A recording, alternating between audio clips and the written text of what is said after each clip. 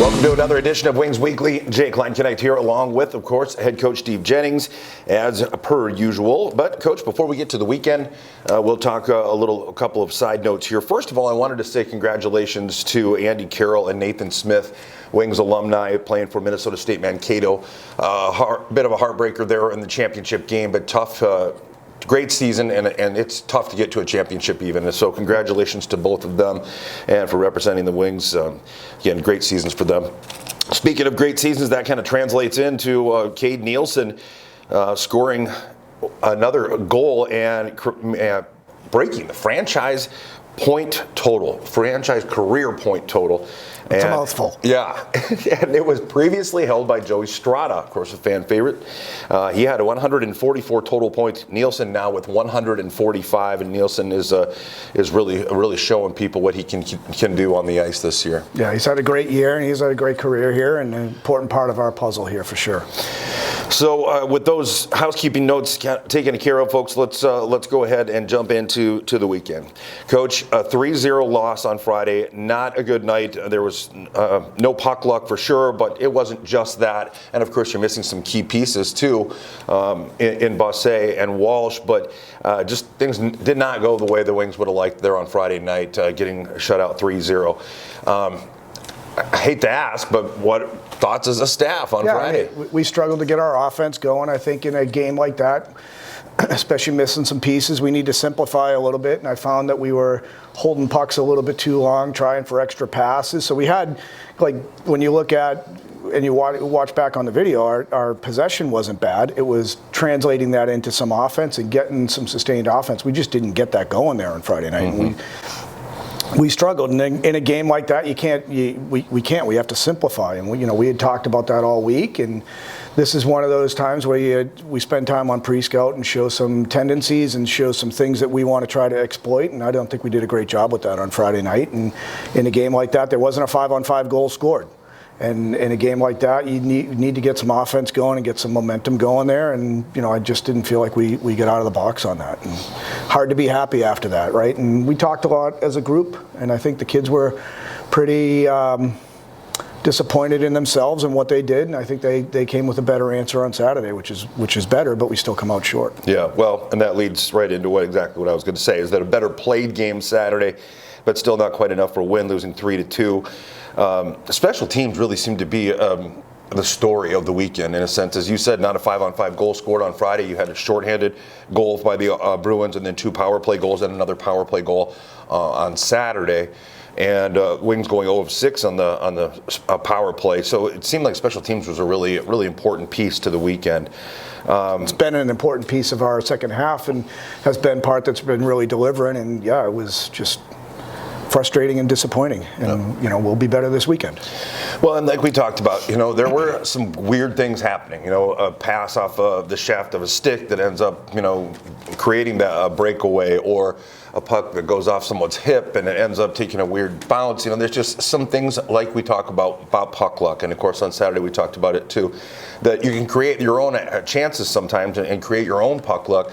But it just wasn't quite there. As we talked about with O'Connell and a penalty shot where he had the goalie moving, it looked like he was on his way to scoring a penalty shot goal, ends up rolling off the stick just as he's about to shoot it. I mean, there are a lot of weird things there.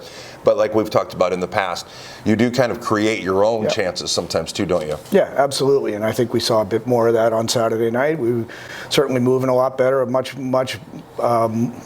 more consistently complete game for us, and that was good. But we come out in the third period, start on the power play, that doesn't translate, and then for a couple minutes we get run over, and they did a good job when they were pushing us downhill of converting that. And we had similar opportunities, and we either sailed the puck by the net or didn't get a shot off or whatever, and that's where we have to get better this weekend. Well, and I mentioned the key pieces, some key pieces that are missing right now. It's a tough time of year for that to happen, but you have to have that next man up kind of mentality. Is that something that you feel like your guys are ready to do? Yeah, I think we've been talking about it all year, and I think, again, some of these guys have never been through this part of a season or this long of a season, and this is what you have to learn. But yeah, we're missing some key contributors here, and we need guys to step up and say, okay, I'm going to answer the bell and do it. And I thought we were doing a better job with that on Saturday night. But again, I talked also about some emotional control and staying in the moment, and I thought we had a lot of really good momentum going there in the third period, especially, and we took a bad penalty late, and that kind of hurt us. Yep. Right. That kind of, and those are those. I'm not happy that a moment like that happens. Right. That's disappointing as a coach. It's frustrating as a team. The big thing is that we learn and we get better with that, so that when we get into that moment here this weekend, that we actually don't give into it. Well, and we knew, with 11 of the last 12 games, going to be played against Austin, things are going to get, including playoffs. Things are going to get intense. That's a team where things get intense anyway. But, talking about the emotion of it and stuff, and letting yourself kind of get pulled into some of that extracurricular kind of things after the whistle stuff, whatever, where you do end up taking a bad penalty. It's probably only going to get worse, or the focus even more on it coming up this weekend, considering the amount of games that have been played with this team. No? I mean, it could, yeah. But again, I think that's one of those things that we decide how much worse it gets, I guess, right? And by how we react, right? And so that's the thing that, we're at our best when we're playing hard and heavy and getting into that, but also not getting dragged down into stuff we don't need to get dragged into. Right. All right. Well, right now, standings, everyone's got the same amount of games played. Last 2 games of the regular season coming up. St. Cloud at the top of the division with 81 points now after sweeping the weekend.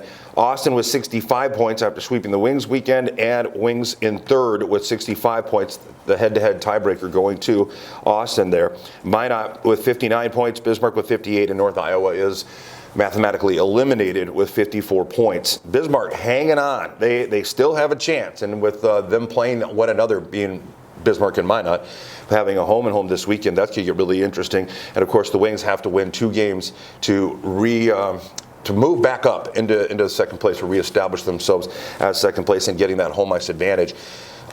Again, head-to-head, they've got the advantage. 2 games at home, not easy. But what do you guys have to do? What do you feel like you're focusing on?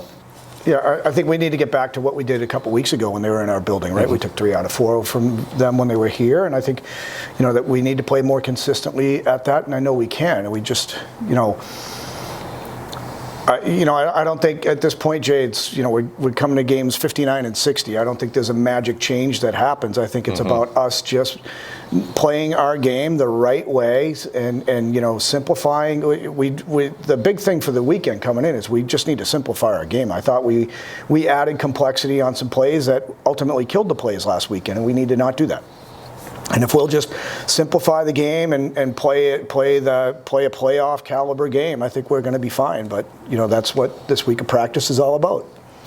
Well, and it is. I mean, it's a league where grit and grind matters. Sometimes it's not all about making that a kind of special play or something fancy or whatever. Sometimes it's just putting in the hard work and getting the job done.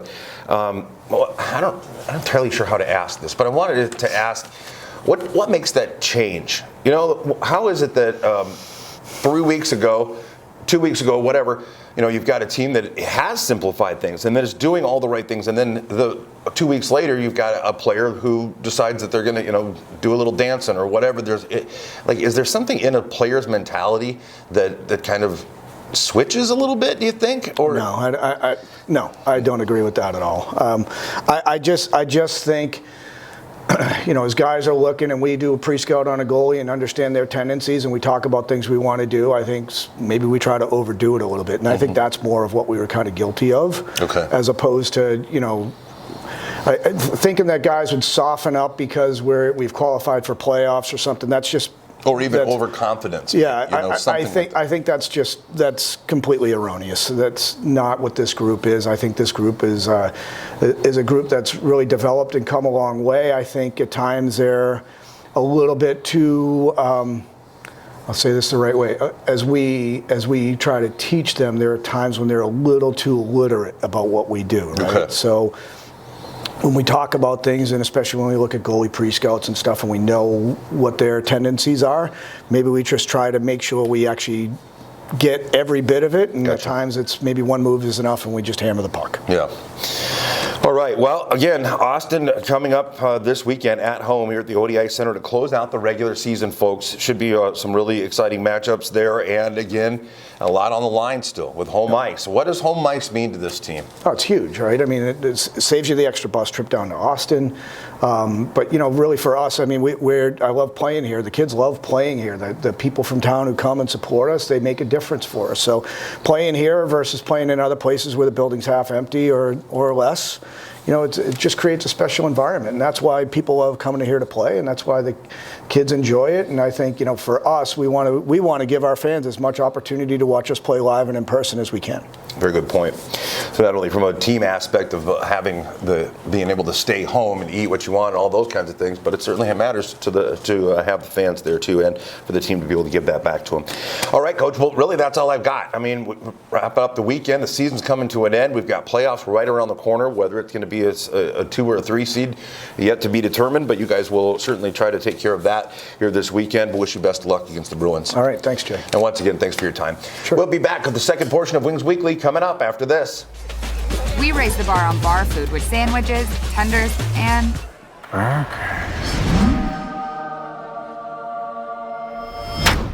there's more where this came from. To the greatest of all time. Welcome back as we continue on with Wings Weekly. The second portion usually contains a player or includes a player. And in this case, once again, we are joined by Owen DuBois of Madison, Wisconsin, affectionately known as Doobie. Like I've been the last couple of weeks, once we get guys on for the second time, we kind of forgo all the basic stuff and just kind of ask some questions here. So wanted to talk with you a little bit. Actually, before we even do that, I should make a correction. I said the Wings need 2 wins to remain or regain that second position. That's not actually true. They just can't take a regulation loss. So I wanted to clear that up real quick. But I just talked with Coach a little bit about the mentality of the team after a tough loss on Friday night. Bouncing back, playing much better on Saturday, but still unable to come up with a win there. And now basically, you're kind of backs against the wall right now in third place with them coming into your building. What do you feel like the locker room is like right now? I mean, it's got to be a little bit frustrating after a game like Friday. And then, are guys keeping their chins up, so to speak, and are ready to go? Well, it's definitely frustrating. But I think that frustration is a pretty big motivator. So I think that this upcoming weekend, guys are going to be ready to go. And I think we're going to come out strong, and we'll be playing some good hockey. Well, at home, that's hopefully giving the fans something to cheer about for sure. Again, it wasn't even that it was necessarily a bad one thing or another. There was just a lot of components on Friday night that didn't go well. But again, I thought a pretty good answer there on Saturday.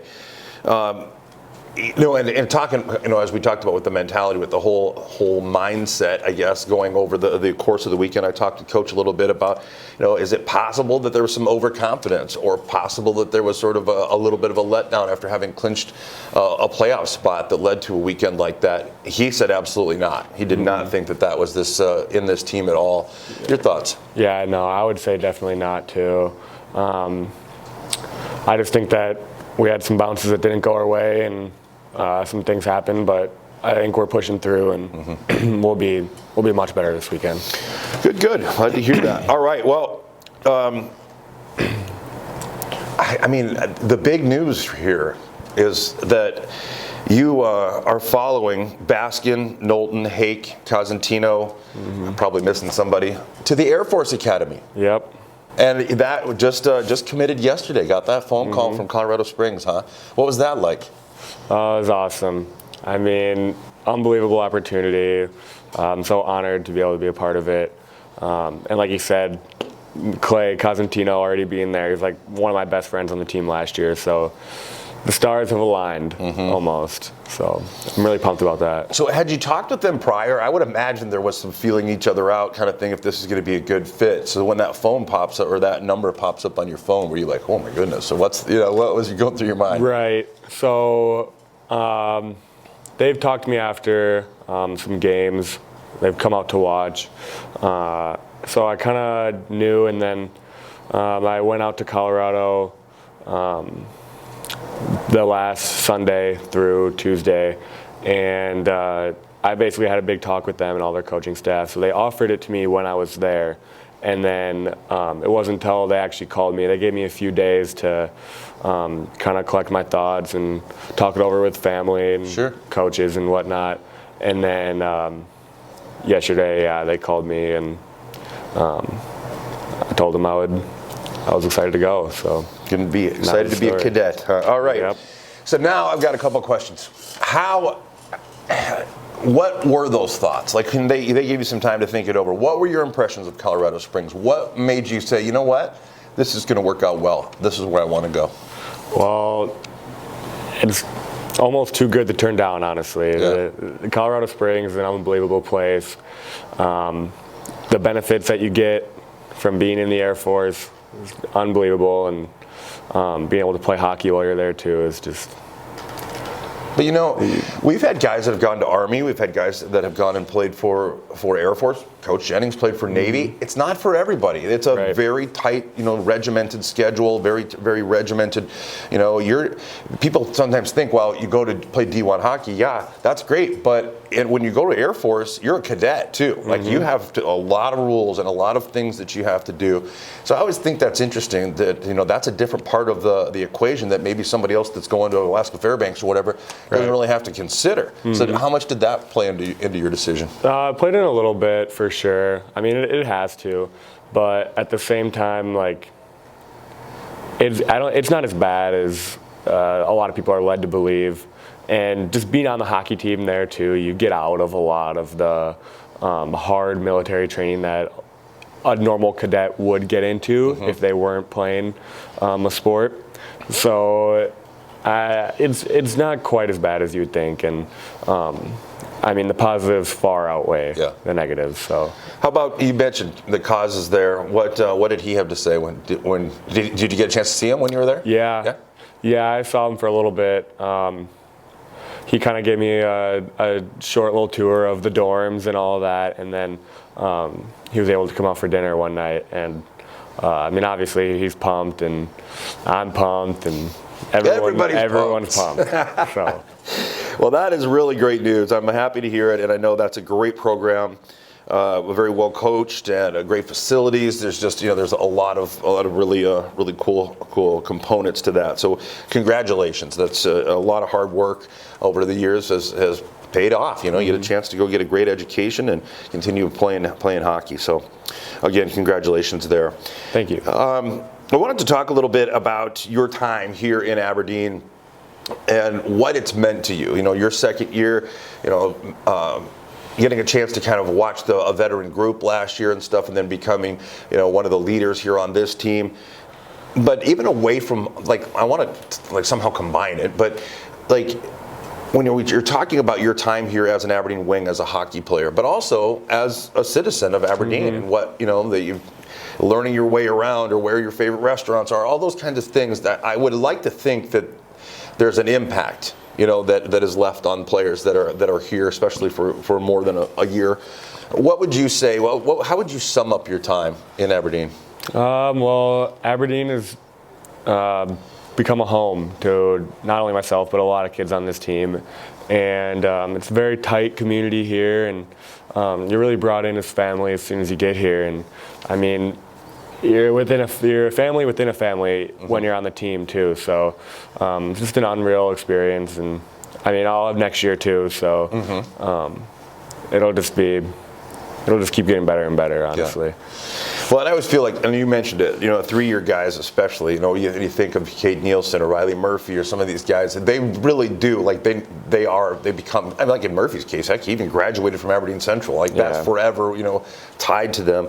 And, I just, like I said, I mean, I knew you've got another year, but by the same token, 2 years is a lot of time. It's a lot of period of someone's life to spend in a community, and I know how much this team embraces, or excuse me, this town, this community embraces this team. And I always like to hear about it. It's kind of cool for me to hear how much the team embraces the community at the same time. So, very cool. All right. If you were a cartoon character, any cartoon character that's an existing cartoon character, Who would you be? Who would play you, or who would that cartoon be? Well, immediately what comes to mind is Shaggy from Scooby-Doo.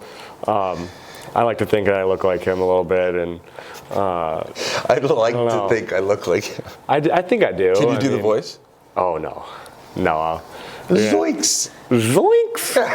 Yeah, no, I have no idea. I would probably say Shaggy. Yeah? Yeah. That's a good choice. Okay, now, if there was a park bench sitting at Wiley Lake or whatever, just some really beautiful, nice area, and the weather's just gorgeous, beautiful day, it's not raining, not cold, it's comfortable, whatever, right? You're sitting on a park bench. One person can join you, whether alive or somebody that's passed away. No matter who it is, whether it's somebody in history, whether it's a hockey player, whether it's family, whatever, who would you spend 1 hour, who would you choose to spend 1 hour with sitting there just talking? I'd definitely go with my girlfriend, I think. Yeah? Yeah, it's been way too long since I've seen her, so just Now, all 1 you hour can do is ago. talk, though. No, that No, was terrible. yeah. I can't. I had to throw that in there. But I think it's interesting when, you think about all the people throughout history, whether, when you want to pick someone's brain or whatever. But it never occurred to me that it might be somebody that you're missing, too, Very cool. I bet she's going to be happy to hear that. She better be. All right, we've got Austin at home this weekend. Again, with some trouble there in the Riverside Arena with a couple of losses. You've got to come out strong, as we talked about, and you feel like the mentality is there in this locker room. What do you think? From a schematic standpoint, or what do you guys need to do to ensure a couple of wins here this weekend? I think we just need to play a little bit more hard and a little bit more heavy. We were a little bit better at getting shots on Saturday than we were on Friday, but a lot of them were still from the outside of the zone. And against a team like Austin, it's pretty important that you get inside of the house, so the center, just in front of the net area, and we got to try to get pucks in there and get shots from in there, because that's the way to beat them. And we got to do it if we want to win. So the net front presence definitely was lacking on Friday night, particularly, and a great improvement on Saturday, and certainly something coaches made adjustments to and so on too. But that's a big key, no doubt. Really, that's about all I've got for you, though, Owen. And I almost called you Doobie there. I had a hard time not doing that. But anyway, thanks so much for joining me once again here on Wings Weekly. And again, congratulations on a commitment to a fantastic organization and school. It's the regular season home finale this weekend at the OD Ice Center, folks, as we host the Austin Bruins this Friday and Saturday. Doors open at 5:30. Puck drops at 7:15 both nights. On Friday night, kids, listen up. Kids kick off the home final weekend with Princess Night. We've got 100 tiaras to give away to the first girls through the door. And I make a plea to those of you. If you're 30 years old, don't take it here. Leave them for the kids, okay? And that means you too. You can't have one. Saturday's game is a regular season finale, so you won't want to miss it. We welcome Schwan Home Food Delivery as the game's corporate sponsor inside the Automax Party Deck. Plus, you can join the team for a post-game party at Buffalo Wings and Rings. Get your tickets ahead of the weekend's games online at tickets.aberdeenwings.com or at the door on game nights. You can also get $10 general admission tickets at any Sea Express location in Aberdeen with additional purchase. Don't forget, Wings Weekly is now a podcast. Find the audio for this season's episodes on Spotify, Stitcher, or iHeartRadio. And for all the latest news and information on the Wings, visit aberdeenwings.com or follow us on Facebook, Twitter, Instagram, and TikTok. Once again, Owen DuBois, Madison, Wisconsin, thanks so much for joining me here on Wings Weekly, and good luck against Austin this weekend. thank you. All right, folks, that'll wrap up this week's Wings Weekly.